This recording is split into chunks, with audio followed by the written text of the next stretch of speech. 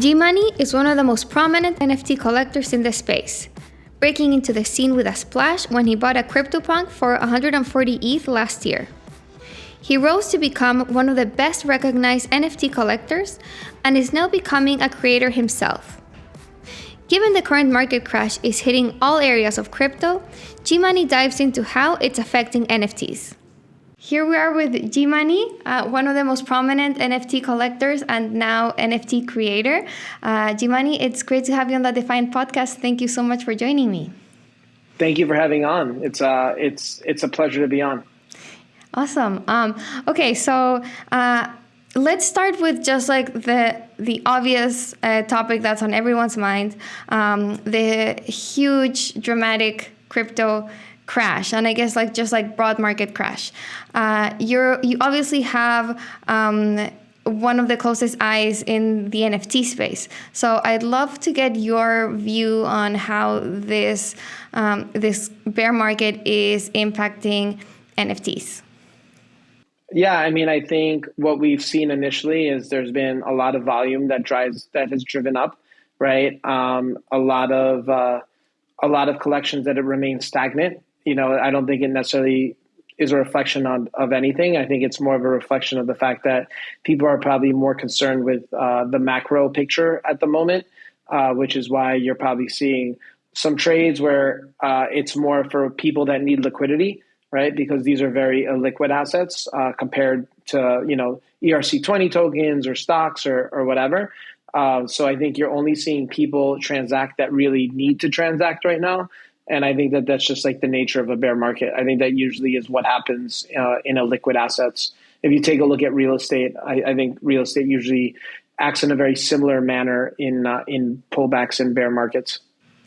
So I was looking at some of the floor prices just now, and was looking at just like the bigger collections. So the floor price for CryptoPunks has taken just like a huge hit. It's at, according to CoinGecko, at below 47 ETH from a high of around 72 ETH. So yeah, same with Bored Apes.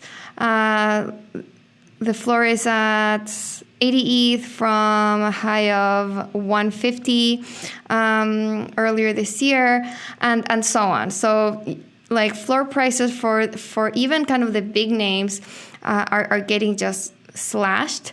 And if you're looking at these kind of blue chip NFT collections as sort of the ones that would hold up better, possibly as, even kind of like if you compare it to real estate, when the market is turbulent, a lot of people will just like flock to something illiquid like real estate as kind of like a safe haven.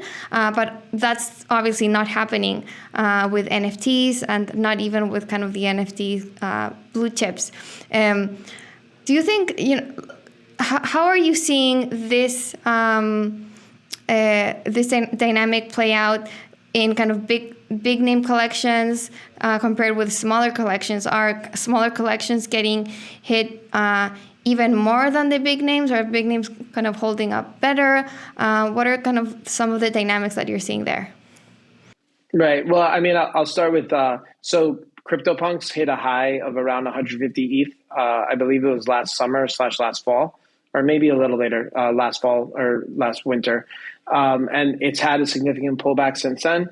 I think the big differentiator between an asset class like real estate and NFTs is real estate. You can get, people buy real estate for cash flow. So it becomes more of a safe haven asset in the sense that it has some sort of yield that will support the valuation more so than an NFT collection, right? An NFT collection is probably closer to something like art, right? So you want to see how art does during those same periods. So I think when you start with that framework, but then you also add on the overlay that okay, these collections are down 50, 60, 70%. But also, what's the price of Bitcoin and Ethereum done over that same time frame? What's the price of a lot of altcoins done? It hasn't necessarily performed worse. It's performed in line to maybe slightly better depending on, the collection that you're looking at. So to me, it's like, I don't want to sit there and be taking a look at like the dramatic, the rise and fall, because you can't look at it in a vacuum. You have to look at it overall. Now, when I take a look at, smaller collections compared to bigger collections, I think the smaller collections are probably down more. But just, I think it's because I think one is the type of holder that is in those collections is probably not doesn't have as much liquidity as somebody that owns a 50,000 and at one point $200,000-$300,000 either Bored Ape or a CryptoPunk, right? Like you have to figure their liquidity profile is a little bit different, so they probably owning one of these pieces is probably a portion of their assets, of their portfolio allocation, not all of it. So I think for that reason, you're probably seeing more of a drawdown in the smaller collections, the same way that you see more of a drawdown in alts compared to Bitcoin and ETH. Yeah, no, that's a great point. And also a great point, to compare performance of NFTs with Bitcoin and ETH. And it is surprising that NFTs, a super new asset class, if you want to classify it like that, holding up similar to what Bitcoin and ETH are doing. How hard is it to find buyers for NFTs right now? Like your point about liquidity. I don't know. I'm not trying to sell anything, so I haven't been out there trying to sell anything. I think that. I think that it's harder, right? Because when times are good, people have more money to spend on other things. And when times are tough, then people pull back on their spending, right? And I think you kind of see the same thing in the NFT space, where projects that probably would have minted out 6 months ago are now like at stalled mints, just because, people are like, oh, that's really cool. But, at the moment, I'm focused on other things like maintaining liquidity and trying to figure out how to weather this storm, this uncertain storm that's coming, right? The question is, we are in a bear market. That's not a question. The question is, how long does it last? Is it something that's quick? Is it something that's a recession? Is it multiple years, right? And so that's the real question that people are trying to answer now. And I think until we start getting more clarity on that, you're probably just going to see lower volumes for, until that happens. Yeah, it's a great point on new collections, on drops, on like innovation in this space. Do you see that like completely stalling until we get more clarity, or like what are you seeing on kind of the new drops space? Which I remember kind of last year there was a time when we had this kind of bot in the Defiant server alerting us to like all the different NFT drops that were going on. And it was just like so many, like multiple drops a day. And it was just like this like really fun, just like crazy environment. And now it looks like obviously kind of that's not happening anymore. Yeah, I don't think innovation and I don't think drops are gonna stall from being launched much the same way. I think you could use the bear market of 2018, right, and 2019 to kind of as kind of your framework. People are still gonna launch projects. People are still gonna build. People are still gonna do work. That doesn't mean you're gonna mint something and it's go up 100x right away. I think those days right now are behind us, but there will still be cool stuff that's being made. And I think that that's what people need to keep an eye out for. For sure. On that, thinking about that intersection of NFTs and DeFi, and it seems like maybe now would be a good time for that class to, I don't know if to take off, but at least to just find a good use case, for people who maybe want liquidity but don't want to sell their NFTs. I know there's a few projects who are trying to do to provide a platform where people can use their NFTs as collateral. Do you see more activity in those platforms at all? Like, have you tried to use those sorts of tools, or do you think people are just like freaking out for now and like it's too early to use something as sophisticated as that? No, I'm sure a lot of people are using them. I actually, at one point, in I think it was November or December of 2020, I was the largest loan ever made on NFTFi. And that was a $25,000 loan, which at the time was the largest loan taken out against an NFT. And I think the space has grown dramatically, obviously, since then. And I think the use case for the product, I think now, I'm in talks with a bunch of these different lending platforms of like the capabilities of what does it look like, to get a loan against my NFTs, or maybe to try to get my collection on there as collateral, right? The Admit One token, so that people in my community could get a loan against the NFT and stuff like that. But still get access to the membership rights that come with it, right? Like the gated access and making sure that none of that gets taken away when they do get a loan against it. So I do think that we still are going to have a lot of cool building. One of the coolest things, for me, I had two oh my god moments when I entered in the space. The first one was when I used Aave. Right? The ability to get a collateralized loan with no KYC in under 5 minutes, I thought was incredible.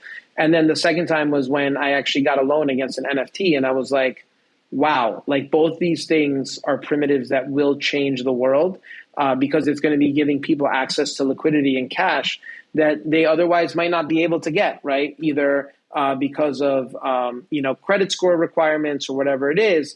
Now, you can, no matter how small the asset is, you could get access to liquidity, which I think is a game changer for personal finance overall in the long term. As builders continue to innovate and adoption ramps up, Avalanche is striving to design the premier scaling solution for Web3. Avalanche subnets let you minimize transaction costs and maximize your speed, consistency, and user experience. Scale with Avalanche subnets and experience Web3 like never before. Head to avax.network to learn more. Are you yield farming, staking, or lending and don't want to wait months for yield? AP1 gets your future yield in advance, even today. If you have some stablecoins on Aave, that's the perfect place to fix your rate. Try the AP1 protocol for yield tokenization in DeFi. In his previous life, GMoney was a trader in traditional finance. So we talk about how he went from trading stocks to trading non-fungible tokens full-time, and now starting his own project. I'd love to just take a step back for a moment and get into your backstory. How did you get interested in NFTs? What were you doing kind of in your pre-NFT life? Yeah, sure. So, I come from a traditional finance background. I was a trader for 15 plus years, trading on Wall Street, long, short US equities. And I got into crypto in 2017, and I rode like the mid to late cycle of the ICO bubble. And I remember in Q1 of 2018, I was like, this technology is amazing. It's going to change the world, but it's too early. Because I remember what the dot-com bubble was like. That's when I first started investing when I was a teenager. And I remember like I rode the dot-com bubble all the way up, and then I didn't sell anything, and I rode it all the way back down. And so, when I saw crypto, I was like, this technology is super promising, but I think it's too early. I think we're like 5 to 7 years away, whereas the dot-com bubble took about 10 years to get built, right? The internet that we know today took about those 10 years. And so I was like, I'm going to come back. I sold whatever I had that was liquid, keeping an eye from afar, but really just like, focus on equities with an eye on crypto. In Q1 of 2020, in the depths of COVID, when the Fed said that they were going to be printing unlimited money to kind of save asset prices and avoid demand destruction, I wired a bunch of money over to Coinbase. I bought a bunch of Ethereum, and I started going back down the rabbit hole. And when I started going back down the rabbit hole, I started getting involved in DeFi Summer and just relearning everything, that I had missed up until that point. And I was like, wow, like people build stuff very quickly. It only took 2 years to build stuff as opposed to the 5 to the 7 that I thought. So, I was going down the rabbit hole. I was learning as much as I could. I was farming a bunch of stuff. I got, I think I got caught in the sushi rug, and that, just like a bunch of different things as, I was relearning. And I remember hearing about NFTs over the summer, but I was like, oh, I'm just too busy with the DeFi stuff. And then, once DeFi summer died down, end of August, beginning of September, I finally look into NFTs. And I'm like, oh my God. I'm like, this makes so much sense. Because on the first day of quarantine, I started playing I started playing Fortnite. I bought a PlayStation. I started playing Fortnite with two of my best friends, one of their nephews, who's 12 years old. And the first thing they asked me is, what skins did you buy? I'm like, skins? Like, skins don't give me any special powers. I'm not spending money on skins. But I realized that, that kid, is 12 years old. 10 years from now, he's going to be 22. He's going to have a ton of disposable income, and he's going to be totally okay with owning a purely digital asset. So at the time, there's no publicly traded metaverse plays, Roblox, Unity, none of them are public. So I'm like, I have to keep an eye out on this. So I keep an eye out on it. And when I find NFTs, I'm like, wow. I'm like, this is your skin on Twitter, on Discord, on Telegram. Like, this makes so much sense to me. And I start going down the rabbit hole, and it culminated in me buying my CryptoPunk, which I then wrote a Twitter thread about in January of 2021, which went viral on crypto Twitter, and kind of like the rest is history, and that was kind of like the beginning of GMoney. Is that the CryptoPunk that you are wearing now? Yep. Right. The same CryptoPunk, yeah. I remember that thread just like popping up and being like, I cannot believe this guy spent 140 ETH on a 24 by 24 pixel image. And can you go through that kind of the thesis that you laid out there on why you did it? Yeah. So very much like in the real world, right, where people will buy things to flex, right, to show off, right? You buy an expensive watch or you drive an expensive car. It's not necessarily because, a Rolex tells you better time than like a $5 Casio. It's because it sends a signal, right? And so my thesis was very much that, in last cycle, I remember at the top, everybody was always saying, when Lambo. My thesis was that by the time we reach the end of this cycle, people would be saying, when CryptoPunk, right? As kind of like that display of success, of wealth, of authenticity to the space, of being an OG, all these things that I saw that people would want to do, much the same way in the real world when the stock market is all-time highs, luxury cars, luxury homes, watches, wine, all these things which are expensive and at the super high end also get priced up higher because people have more money to spend. I felt like the same thing would be happening in the NFT space with some pretty historic projects. And that basically was my thesis for buying my CryptoPunk. And why specifically CryptoPunk? Because I thought it was very historic. I remember at the time when I first started going down the NFT rabbit hole, I said to myself, I want to buy the next CryptoPunk, not CryptoPunks. And I was looking for a lot of different projects. And then one day I bought a bunch of Chromie Squiggles from Snowfro.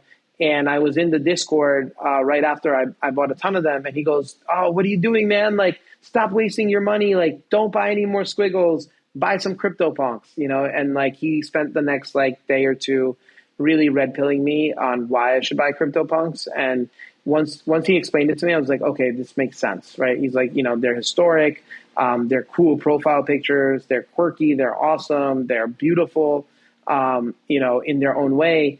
And that to me, once I went down the rabbit hole, I'm like, yeah, there's nothing like this is what I want to buy. I want to make sure I own, as many of these as I possibly can, because I think that these will be so historically relevant.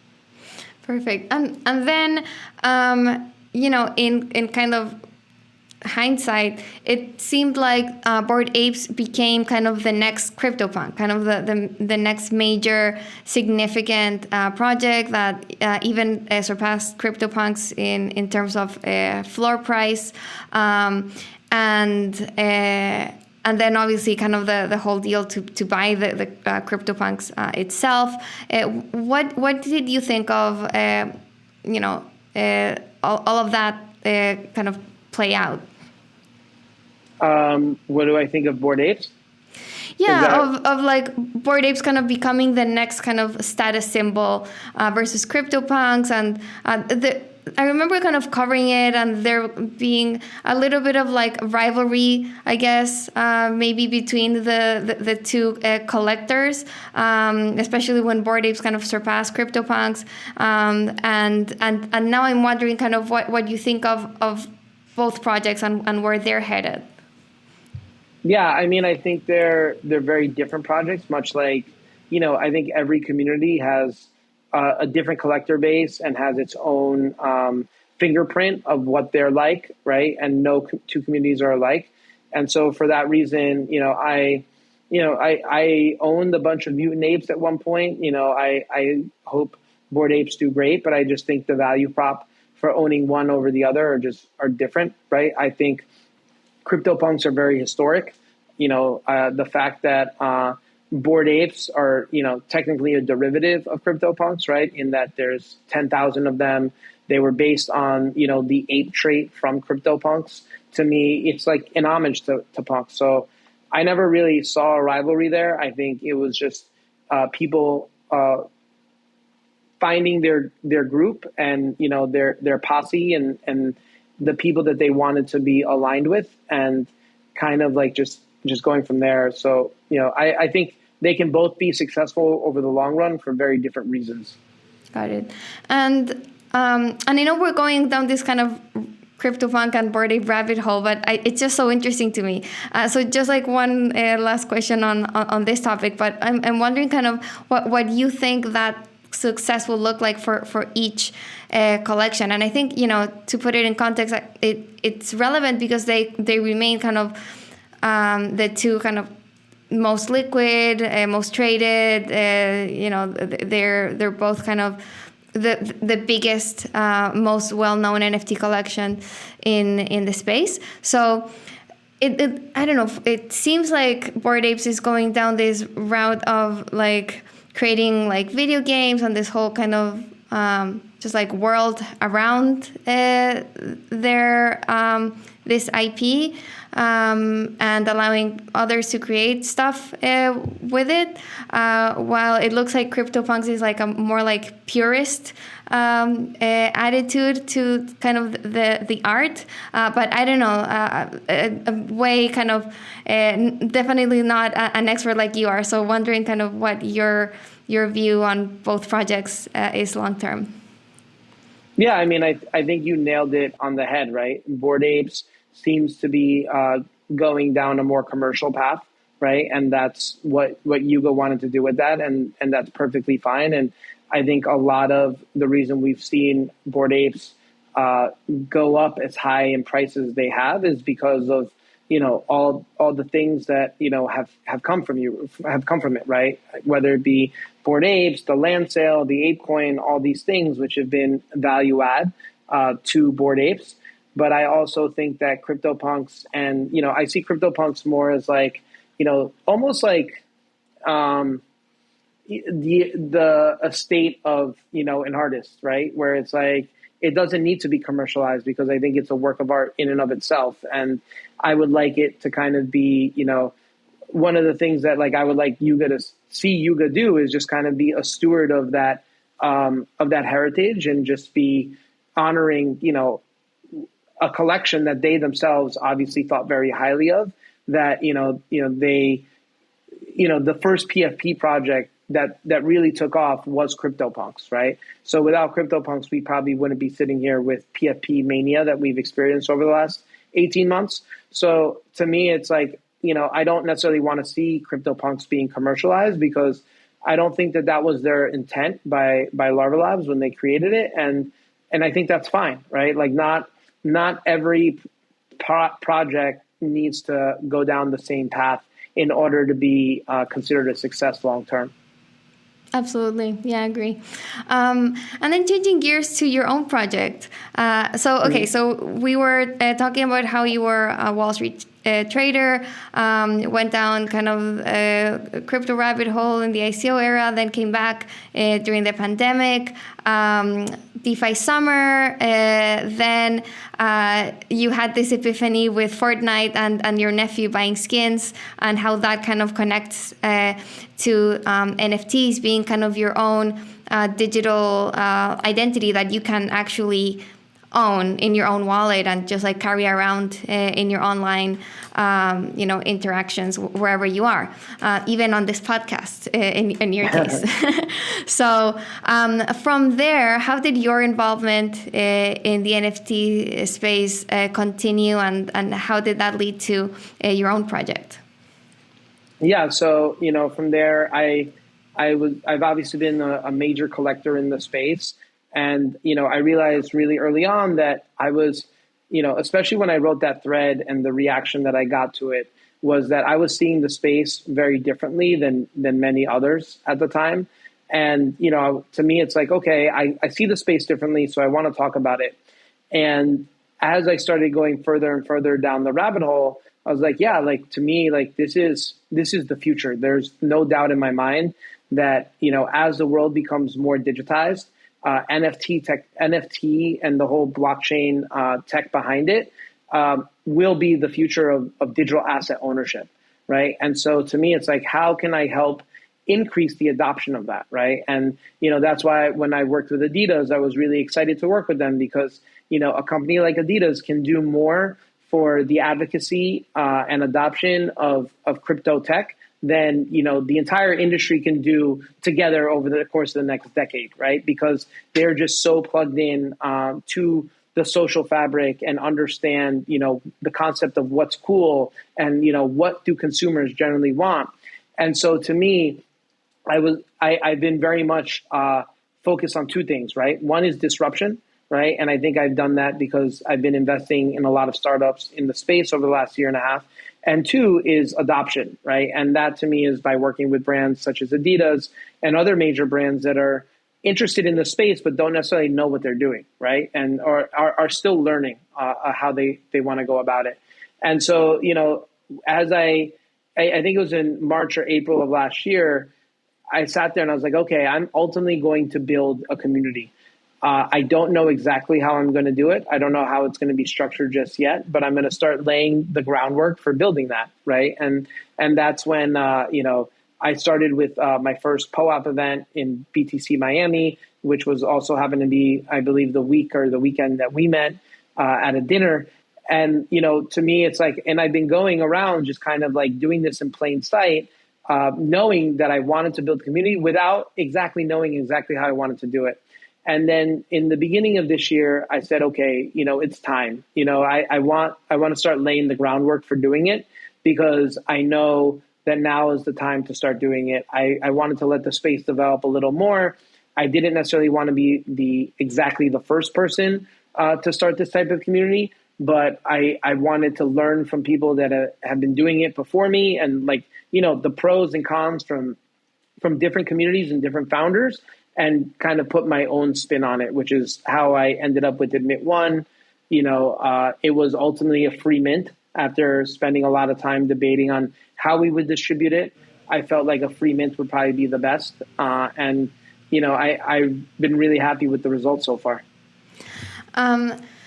Okay, so breaking that down a little bit, first, who is this NFT for, and what can they use it for? So the NFT is for the people that were allowed to mint. I had a curated list of 200 people, of which 59% were women. That because I wanted to make sure I had a good representation of women in the community, and then the rest were people that had collected my POAPs either at in-person events or had supported me in some way, shape, or form, so that there are people that are in my wolf pack in the game Wolf Game, which received the POAP for staking with me. And all these things is like, I just wanted to reward the people that believed in GMoney from day one and kind of bring them into this community. And that's basically the basis for how it was formed and how it was started. As to what it will be used for, it's your gateway into all things that, I will be working on in the future. I can't disclose any of it at this point, but I think I'm working on some really cool and exciting stuff that I'm really excited to share with the community when the time is right. Got it. And then you said that you wanted to see what had worked and what hadn't worked as well from other founders. So what are some of the lessons you took and applied to your own project? Well, one was probably starting small, right? I wanted to make sure the community was manageable. I had never done, a community of this size before. And, I'm not sure if I wanted to start with, 1,000, 5,000, 10,000, I didn't know. And so to me, I was like, the advice I'd received was to start off small and, to not necessarily have to, charge a price, right, for the actual minting, right? And that to me was super interesting as well, of how I wanted to kind of make the community super organic, the way that I distributed it, the way that I brought people into the community, and just really go from there and understand that this is a learning process, right? Like, I don't have all the answers. Nobody has all the answers. All I can do is kind of try my best and then learn from my mistakes and iterate and make it better the next time. So starting small. And so how many people were in that initial cohort that was allowed to mint for free? 1,000. There's 1,000 NFTs, of which I believe we're at 890 unique owners. So, I got like really good distribution of it, which is what I wanted. I didn't want a gas war. And I wanted people to kind of be really happy that they were in the community. And so I think I hit all those things that I was trying to solve for on the mint. And, I've been super happy with how the community has played out, even through this bear market, right? Because it's like, we've had a significant reset in prices over the last 2-3 weeks, which has taken its toll on obviously everybody in the space. But being able to talk to people, whether talking about what the price action is like from my days as a trader, to also just being there for like emotional support, where some people are going through hard times because they haven't experienced something like this before, and being like a sounding board for them, right? So when was the mint? Like, it was 3 weeks ago. It was on May 25th, I believe. Oh, okay. Yeah. So like really, as things like really started to like crater, I guess. And so you still have like spots left. Like, are you saving those for like the supporters in the future, or what's the plan? I mean, I'm just giving them out at my discretion to people that I think will be very value add to the community at this point. Okay. And now is the community, the 890 some people, is Discord kind of the main place that you're using to communicate with them? Yeah. We have a Discord channel where, I've been pleasantly surprised at like, how amazing the community has been with regards to chatting and sharing ideas and, stuff that I wasn't even expecting, especially right out of the gate, and like how the community has been really like proactive. Nice. And right now, like people who minted at mid one, are they like trading it in the secondary market, or is the idea that, like, is it just like is it a transferable NFT that people can trade? Yeah. People have been trading. I think the trading volume has been pretty active. I think around 3,000 ETH or 4,000 ETH, I think at this point, that's been done on secondary. And, it's just like any other NFT, right? It's not a soul bound. To me, I want people that want to be involved and want to be part of the community. And, this was kind of my way of creating that community that I think that that wants to be along with me for the ride and my journey of where I want to be going in Web3. Got it.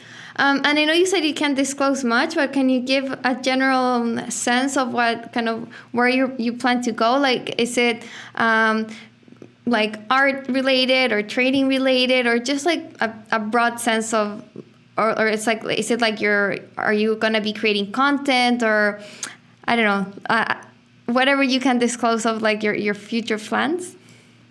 Yeah, well, when I minted it, I wrote specifically that there will never be a roadmap, and so I very much have my vision of where I want it to go.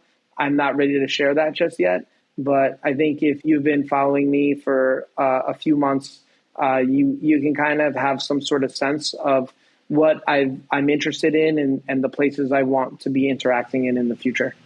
Got it.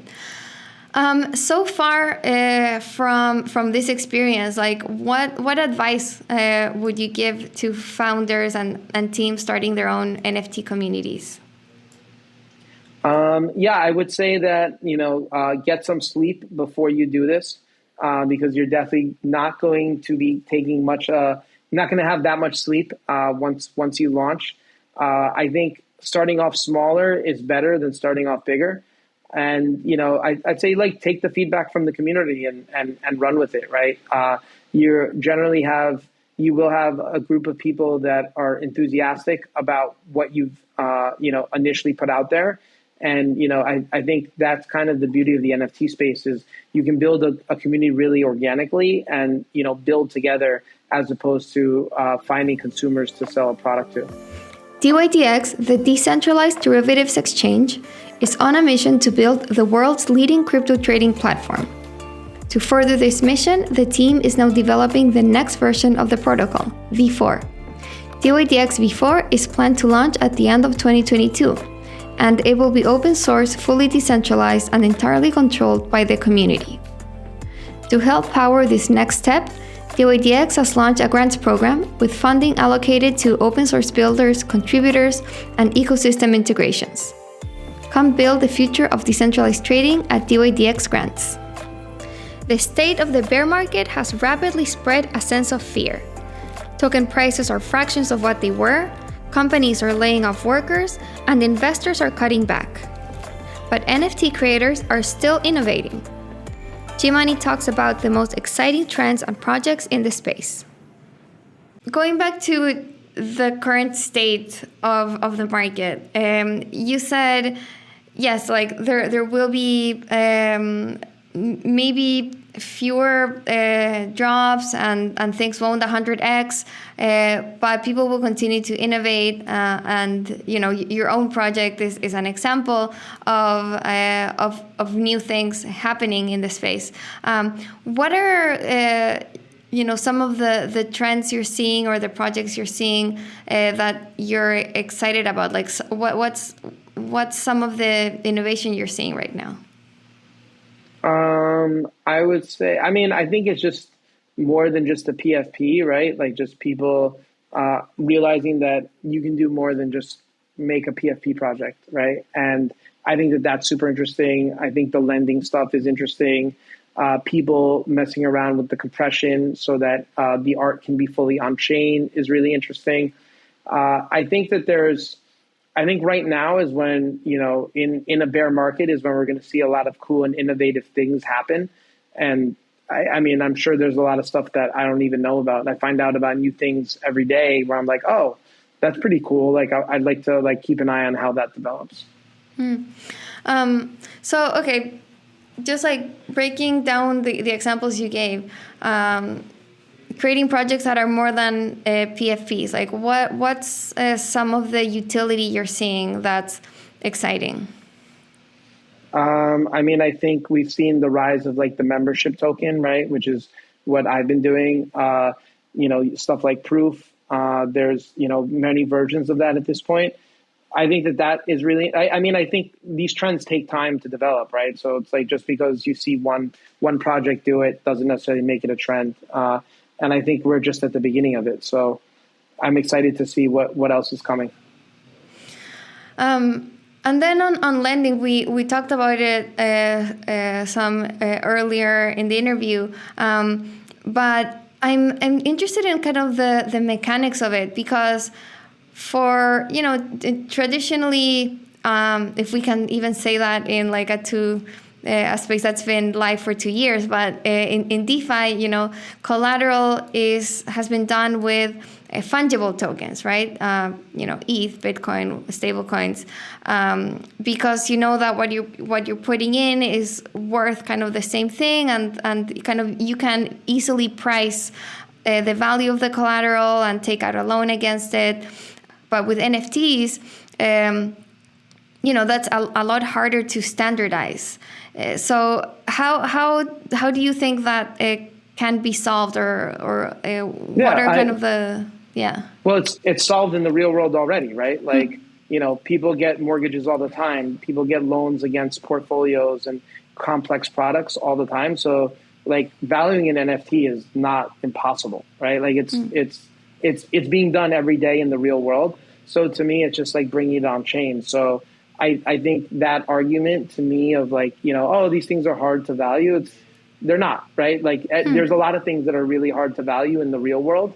We just are trying to come up with a framework mechanism of, there is some price that somebody is willing to lend you at some LTV, depending on how much risk they want to take, right? And the key is just finding the person that wants to give you that loan, and if you agree to terms, right? And that really is what all that a loan is. At the moment, there's no peer-to-protocol lending. It's more peer-to-peer. Right. And I think the issue that people are trying to solve is how do you make it a peer-to-protocol lending environment? Because peer-to-peer exists already in a ton of complex products that are much harder to give a value to than NFTs. Exactly. No, that's what I was getting at. It's like, how do you standardize it? Because like peer-to-peer, someone can look at your collection and decide kind of what price they give it, and like how much they're willing to lend for that collection. And so peer-to-peer, it works. But to do something like an Aave for NFTs, where anyone can just like interact with a smart contract and take out a loan against it without kind of having to individually agree on terms and go through that process, that's an interesting problem to solve, because I don't know if you can say CryptoPunks collateral is worth X when there are many different prices for CryptoPunks. Yeah, I mean, I think that's a problem many teams are trying to solve. Mm-hmm. I've heard many pitches on people trying to solve them, and I know a lot of teams are trying to solve this problem. Yeah. So I guess like that'll be one thing to watch in this bear market, when there's kind of less distraction. It's when we see kind of all these new projects come to life. So and then. So besides that, like with crypto more broadly and DeFi, like are you interacting with those protocols at all, or are you just like 100% focused on the NFT space? I probably spend 98% of my time on NFTs. I'm in crypto, and I talk to a lot of crypto native people. So if there's an opportunity that pops up and I think it makes sense, I'll dive in. But yeah, at this point, I think my time is better spent helping bring people into the NFT space. How do I increase adoption of NFTs, and how do I help founders come up with cool and interesting use cases, for NFTs and projects, and, helping build the tech around that, as opposed to trying to figure out some sort of complex DeFi protocol that is probably above my pay grade anyway. So what do you hope will get built this cycle? I mean, there's just so many different things. I mean, the infrastructure around NFTs is so archaic, right? That there's the lending protocols to start, right? There's protocols for membership tokens, right? And just a lot of stuff where it's like if if I'm a creator and I want to come in and launch a project, there has to be a way that I can do that with no code and do that securely in a time-tested manner, right? Like stuff as simple as that, like storing stuff on chain. It's literally a plethora of things that can and will be solved. That it's if you can think of it, then like it's a problem that probably needs to be solved at this point. You're right, because so far all of the creators and all of the innovation has been around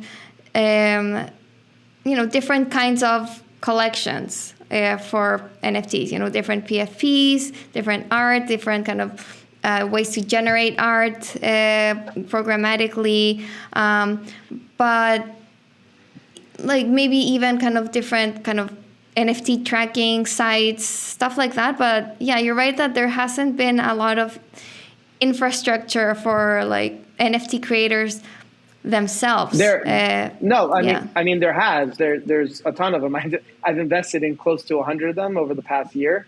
It just it takes time to build stuff, right? So there are a lot of people that are building out the infrastructure. Too many to list. There's new ones that pop up every day, but it just takes time. The same way that when Aave did their raise in 2017, it took a couple years before Aave was actually functioning as a site. I think you're going to see the same thing happen in the NFT space. Oh, that's interesting. Okay, so that infrastructure is getting built, but we haven't seen it yet. Yeah, exactly. It takes time, right? It doesn't get built overnight.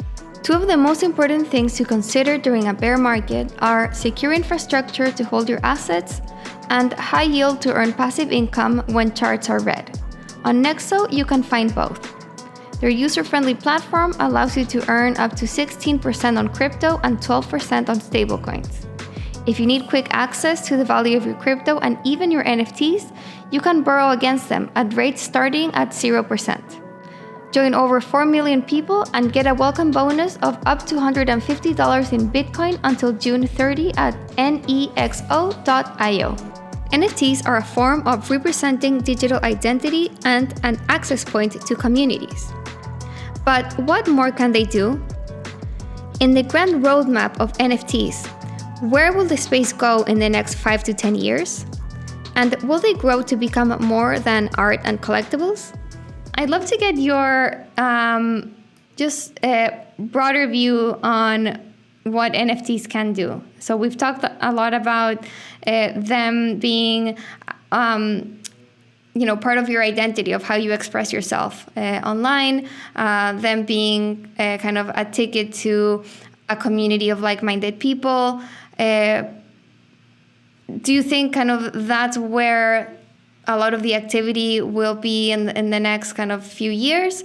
Or do you see NFTs kind of taking off to different industries? A lot of people talk about how it will make sense for real estate transactions to be, to use NFTs, on supply chain finance to use NFTs, stuff like that. That's kind of like outside of the, art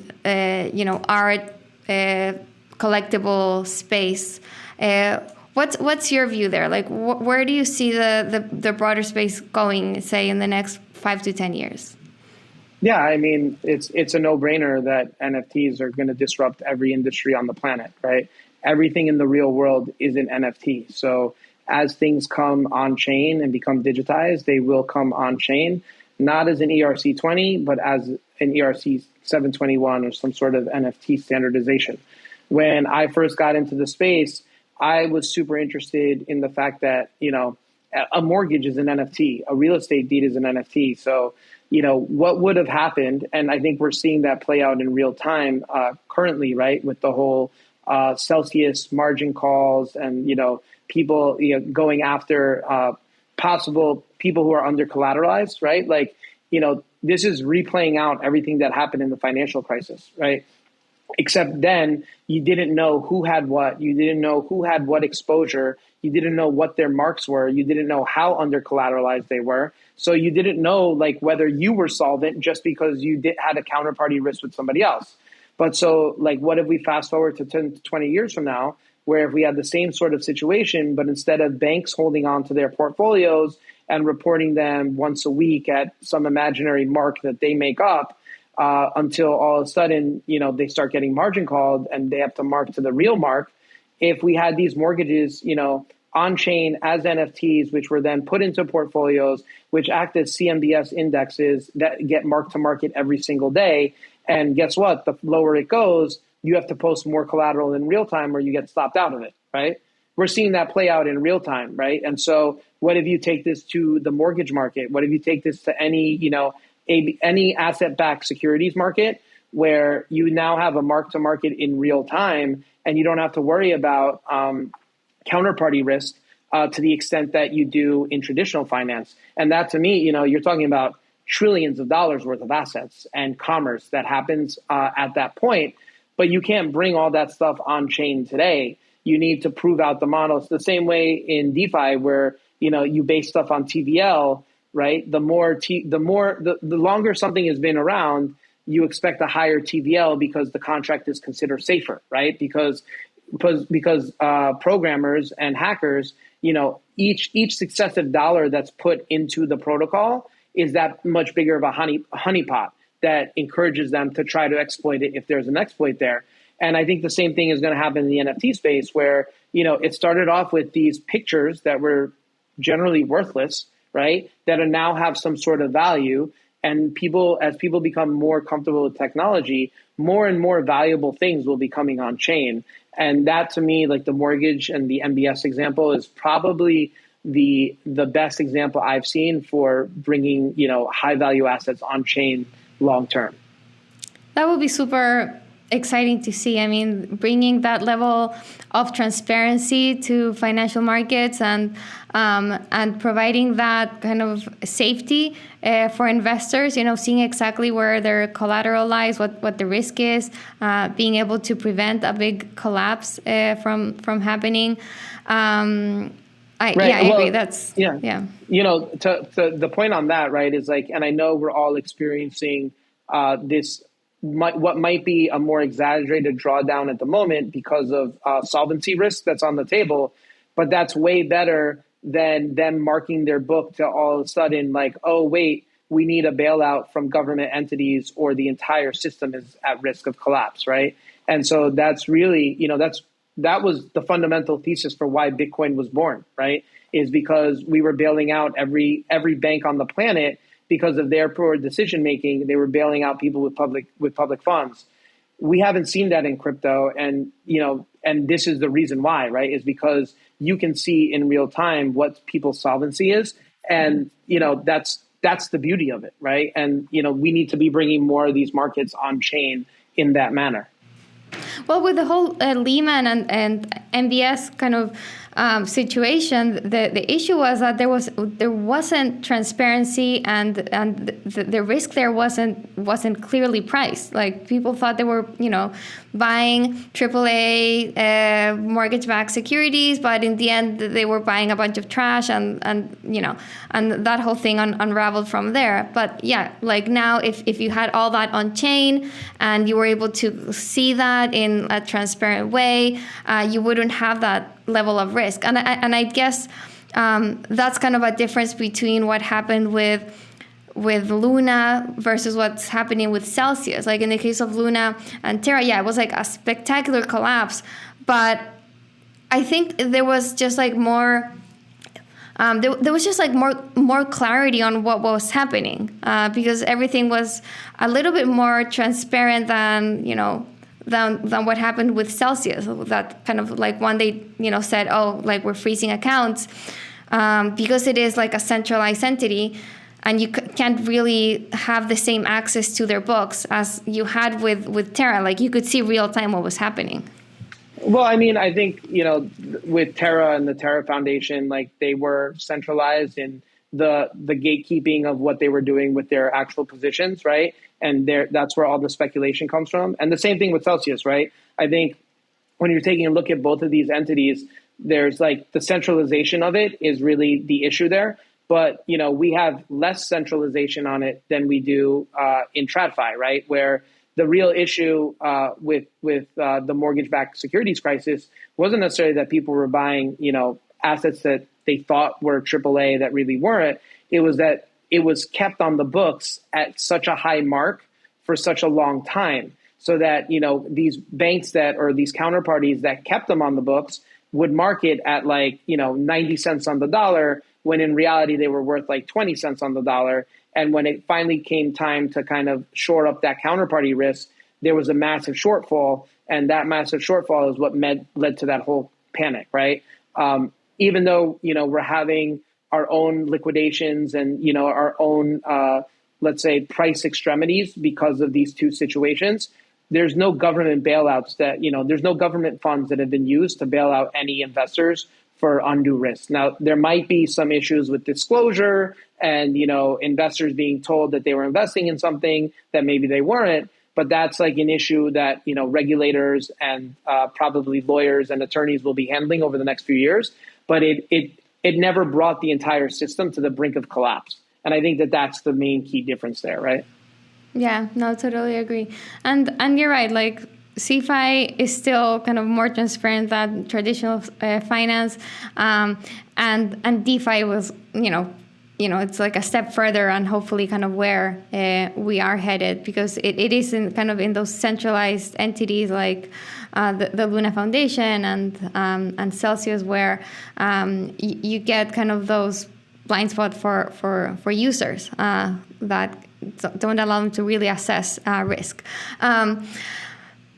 But okay, so we've definitely deviated from NFTs on our interview, but super interesting. And just wanted to wrap up with asking you, GMoney, what makes you defiant?